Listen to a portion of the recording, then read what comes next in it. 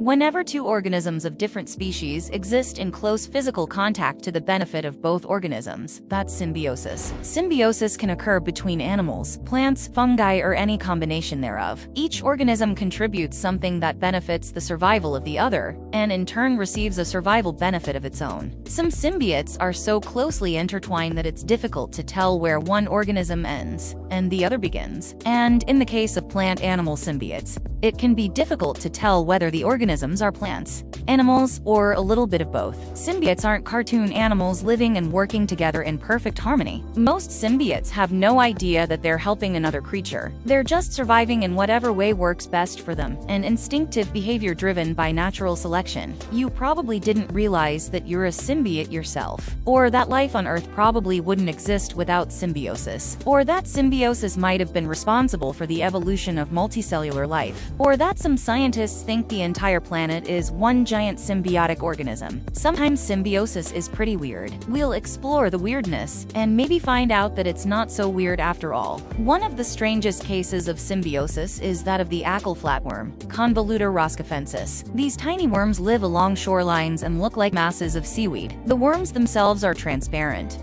but within them live platymonas algae, which contain chlorophyll and are capable of photosynthesis. They give the worms a green color. The algae absorb sunlight through the worm's clear skin and photosynthesize food. Enough food that the worms have no functioning digestive tract or even working mouths. The algae even recycle the worm's waste products and go through entire life cycles inside the worm's bodies.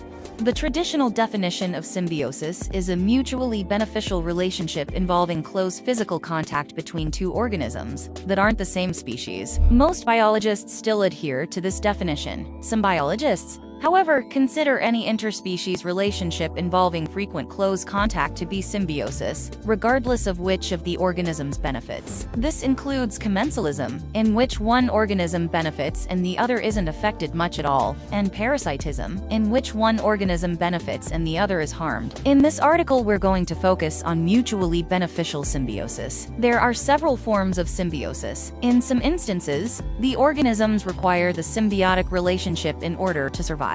This is known as obligate symbiosis. In other cases, the symbiotic relationship gives each organism a greater chance of survival, but isn't absolutely necessary. This is known as facultative symbiosis. Symbiotic relationships aren't always symmetrical. They can be obligate for one organism and facultative for the other. The close physical contact part of the definition is worth looking at more closely. In most cases, it's fairly straightforward. One organism may make its home directly on another organism's body, or even live inside it. But biologists also consider the biochemical relationship between two organisms. If they're generating and sharing enzymes, proteins, gases, or other chemicals, then they can also said to be symbiotes. And symbiotes live inside another organism. And by inside, biologists really mean inside, in between cells or within the body tissues. Like the ackle flatworm, ectosymbiotes live on the body of another organism. Note that organisms that live within another's digestive tract are considered ectosymbiotes. Apparently, living in someone else's intestines doesn't qualify as a close enough relationship for biologists to call them endosymbiotes. Plants and fungi occupy completely different categories in taxonomy. Yet their lives are so utterly entwined that about 90% of all the plants in the world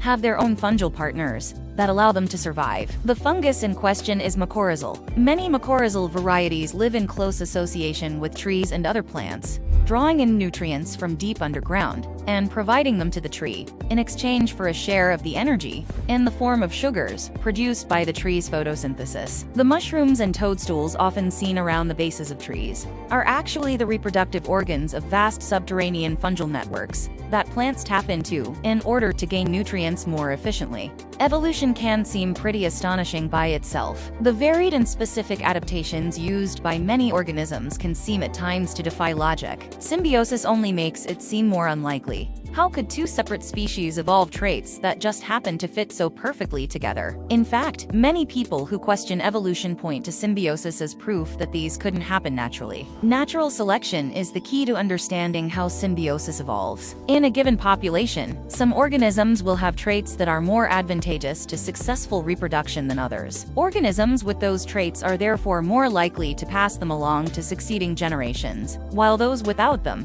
have a greater chance of dying before they reproduce. Thus, over many generations, the population will tend to look more and more like the individuals with the successful traits. The success or failure of traits depends on population pressure, circumstances that make it more difficult for individuals to survive. Traits that allow a creature to take advantage of the other life forms in its environment will be just as successful as the traits that allow it to escape or eat them. Most symbiotic relationships probably started out as facultative. Over many generations, the organisms came to depend more on the symbiosis because natural selection favored those traits and not others. Eventually, the symbiosis became the sole source of the food, shelter, enzyme, or whatever else the symbiotes derived from one another. Another way to look at symbiosis is as evolution's toolbox. Trees need the nutrients found deep within the soil. They could evolve more efficient root systems that would allow them to extract those nutrients themselves. In fact, many trees have. But this can take a lot of time, tens of thousands of years or more, and might not happen at all. It just so happens that fungi already have this ability. When the two species find themselves in close proximity, it is much faster to evolve a way to incorporate the tool already available to the other organism than to reinvent the wheel. Some biologists are proponents of a theory known as symbiogenesis. This theory, which has fairly widespread acceptance, suggests that symbiosis is actually the key to the origins of complex life on Earth. Symbiogenesis theorists think that increasingly diversified microbes entered into a series of symbiotic relationships, with different microbes performing the tasks vital to microbial existence. These relationships evolved into a tightly integrated network of reciprocal microbes, each acting as a cog in the machine. They eventually evolved a casing enclosing them all. The microbes that made up this team became the parts of a cell: mitochondria, nuclei, ribosomes. Many plants depend on animals to help them get pollen from the stamen of one plant to the ovum of another plant. These plants have evolved flowers that attract pollinators either by color or scent. In a symbiotic relationship,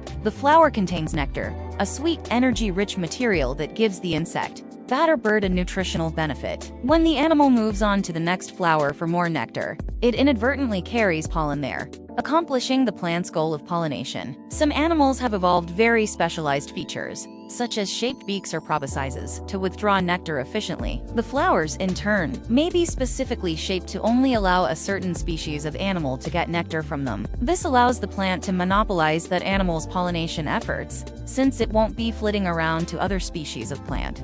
Are you a symbiote? Absolutely. Your digestive tract contains trillions of bacteria and other microorganisms. In fact, most of the mass of fecal matter is made up of bacteria. These bacteria serve a number of functions, but they primarily break down things that our digestive system is unable to process by itself. For example, a lot of carbohydrates make their way to the intestines undigested. The bacteria there break the carbs down into various acids that can be absorbed and processed. The result? We get more nutrients and calories from our food. Antibiotics can kill off a lot of these bacteria, reducing our digestive efficiency until they grow back. Source: University of Glasgow. The bacteria, for their part, get a steady supply of food delivered straight to them. This digestive aid is a great benefit to people with limited access to food resources. They need to get every calorie they can from their food. However, scientists have been studying the contributions of human gut bacteria to widespread obesity in Western nations. Experiments have shown that mice raised in a sterile environment, with no bacteria to aid digestion, remain lean even though they were fed a high-calorie, high-fat diet. Manipulating our own symbiotic relationship with gut bacteria could lead to the development of an effective diet pill. The bacteria in your gut are pretty complex, providing benefits we don't fully understand yet. Some scientists think they might aid our immune system by providing practice, allowing us to produce antibodies that protect us against more harmful microbes. Thanks for watching. See you on the next one. Oh, and don't forget to subscribe.